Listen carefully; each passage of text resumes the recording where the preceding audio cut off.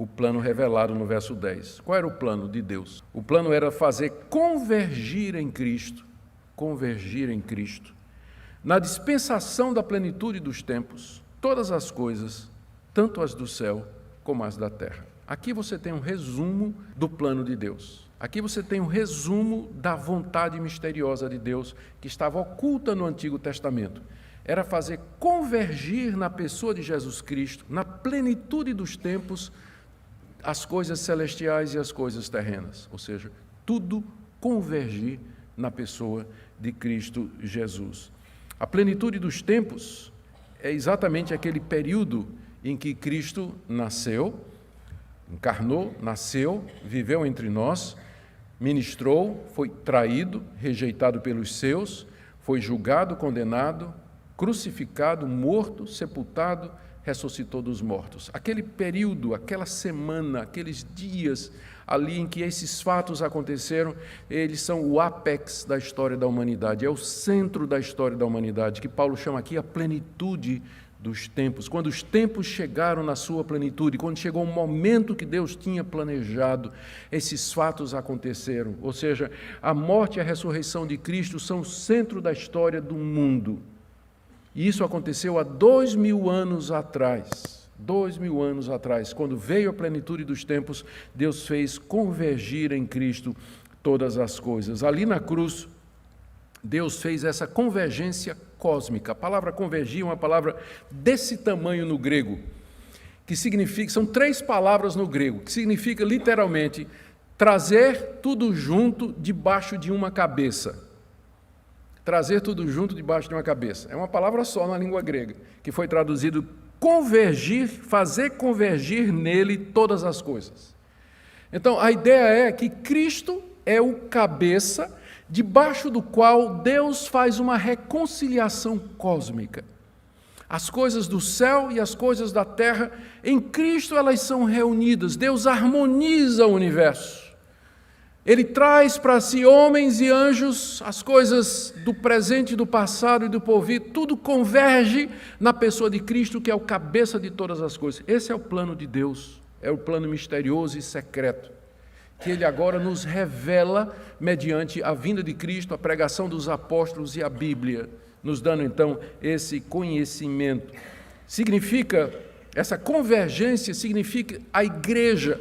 A igreja é composta de pessoas de todas as raças, tribos e nações que convergem debaixo da liderança do cabeça que é Jesus Cristo. E, como eu disse, há também uma reconciliação cósmica. Quando Cristo vier no final dos tempos e Deus haverá de reconciliar consigo o mundo mediante Jesus Cristo, a criação será redimida, a criação será transformada, os mortos serão ressuscitados, os vivos serão transformados, haverá novos céus, haverá nova terra, em que a humanidade redimida viverá em plena harmonia debaixo do cabeça que é Cristo. E os ímpios e os demônios serão lançados no inferno, e assim todo o pecado será castigado, o mal será desfeito, a morte vencida, e o mundo finalmente experimentará reconciliação, paz, justiça e felicidades eternas. É isso o plano de Deus, que Ele fez desde a fundação do mundo. É misterioso porque não é claro no Antigo Testamento como é claro no Novo. É misterioso porque somente o crente entende isso. Para o mundo, nada disso aqui faz sentido. Nada disso aqui faz sentido. Para os descrentes, os que não têm acesso a essa revelação, o mundo não tem sentido. As coisas acontecem aleatoriamente. Eles acreditam em sorte, em azar, em destino. E você aí, crente, consultando o horóscopo, não é? Descrente é que faz isso. Eles creem em sorte, azar, destino, as coisas acontecem por acaso. Os gregos achavam que as coisas aconteciam em círculos. A história sempre se repetia, era circular. Hegel, ateu, interpreta a história como sendo uma síntese de uma tese e antítese. A cada novo movimento, a cada nova ideia chamada de tese, surge uma antítese que se opõe a ela, produzindo uma síntese que, por sua vez, vai produzir uma antítese e assim por diante, que serve de base, por exemplo, para a luta de classes, ou marxismo, Marx se valeu muito de Hegel para elaborar a sua teoria, uma tentativa de explicar a história, por que as coisas acontecem. Ou como nas civilizações orientais, na China, por exemplo, que é tudo acaso, azar, caos. Mas o cristão, ele olha para o mundo, para a história, para os fatos, para o noticiário, e ele sabe que a história tem um começo, teve um clímax, a plenitude dos tempos, e se encaminha para um fim. Há um Deus que está no controle dessa história, por isso o cristão sabe quem ele é, o que é que ele está fazendo nesse mundo, ele sabe que a vida dele tem sentido.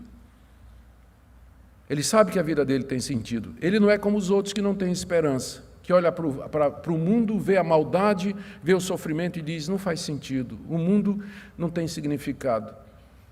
É só injustiça, é só ódio, é só morte, eles não têm esperança. Eu gosto muito de ver filmes, né? Sempre vejo e sempre estou conversando com a Ana, que é a minha companheira e a Minca também, a Ana mais. A gente vê os filmes assim, eu sempre estou dizendo para a Ana, presta atenção no padrão. Sempre, mesmo que essas pessoas, os roteiristas, os caras que elaboraram essas histórias, mesmo que não sejam cristãos, o padrão é sempre o mesmo, criação, queda e redenção. Só tem um filme que escapa a isso até hoje, disseram, que é o Coringa. Que é só queda, não tem redenção. Apesar que, um spoiler, diz que lá no final aparece o Bruce Wayne ainda como criança, que será o futuro Batman. Quer dizer, nem o Coringa consegue escapar da ideia de redenção. De onde vem isso que está gravado no coração do homem, que aparece nas novelas, nos filmes, nas histórias, nos enredos de teatro, de peça de cinema, tudo. De onde está isso? É porque está gravado no coração do homem, que foi feita a imagem e semelhança de Deus, criação, queda e redenção. Esse é o plano, esse é o projeto, é assim que o mundo caminha, e é assim que nós encontramos o nosso lugar nele. Mas eu queria que você refletisse sobre esse plano maravilhoso de Deus como sendo a maneira pela qual você enxerga a realidade e enxerga a sua vida. E que você encontrasse paz, significado e sentido nisso, que há um Deus que está no controle da história, que Ele ama você. E que Ele enviou seu Filho, o amado, para sangrar por você, para que você fosse dele, a herança dele, para que você fosse herdeiro de Deus e do mundo, para que você pudesse conhecer a felicidade e a paz eternos. Aqui nesse mundo é vale de lágrimas, é sofrimento, como nós dissemos, a redenção tem 3 tempos, passado, já aconteceu, presente, onde é um vale de lágrimas, e futuro, que é realmente o que nos consola. Que Deus fale ao seu coração nessa manhã, é o nosso desejo. Oremos. Pai querido, que plano maravilhoso e sábio do Senhor, e perdoa quando nós blasfemamos contra Ti, ao Te acusarmos de injustiça, quando não entendemos, quando não percebemos que Tu és sábio e prudente, e que o Senhor jamais cometeria qualquer injustiça. Perdoa a nossa ignorância, quando nós não compreendemos plenamente todas as coisas.